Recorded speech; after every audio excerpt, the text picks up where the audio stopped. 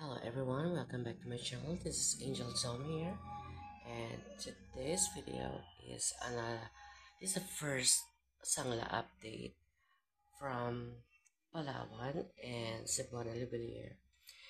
And if you haven't subscribed to this channel, please subscribe and please hit the notification bell now.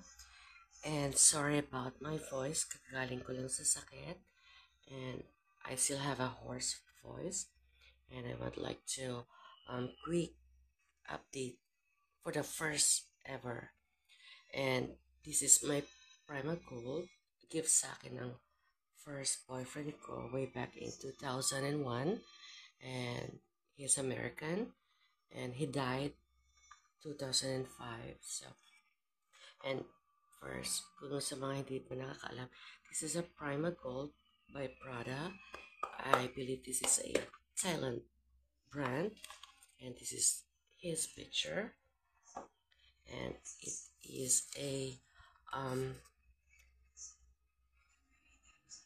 4.3 grams of Prima Gold, 24 karat gold, and binili niya when he arrived here in the Philippines way back in 2001. The price way back then is like 4,300,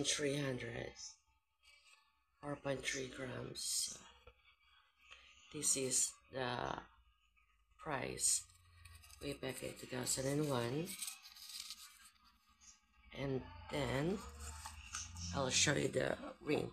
Actually nasanla ko na siya way back 5-6 months ago sa Cebuana. First time kong pinasanla to is bigay sa akin is 18,000 pesos ang appraisal. This is the ring. Ang grams lang na binigay sa akin is 4.1 dun sa nila timbangan, but sa receipt is 4.3. Ito yung bigay sa akin 18,000 yung first nila ko, and then pina-appraise ko siya. Pwede na siyang isa nila sa Cebuana 20 to 21,000. So I believe na pag first mo isasanla ang iyong alahas, kahit suki ka na, ibibigay sa yung normal rate. Siguro, mababa muna kasi para makuha mo siya. So, pag sinala mo ulit, bibigyan ka na ng special price.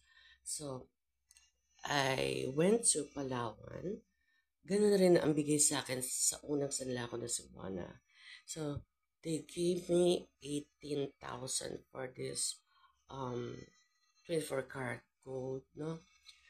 Dahil hindi ko pa na isasanla to sa Palawan, and I have no plans yet para isanla. Kung isasanla ko man siguro sa Cebuana, kasi mas mataas na ang bigay sa akin sa Cebuana kumpara sa Palawan pawn shop.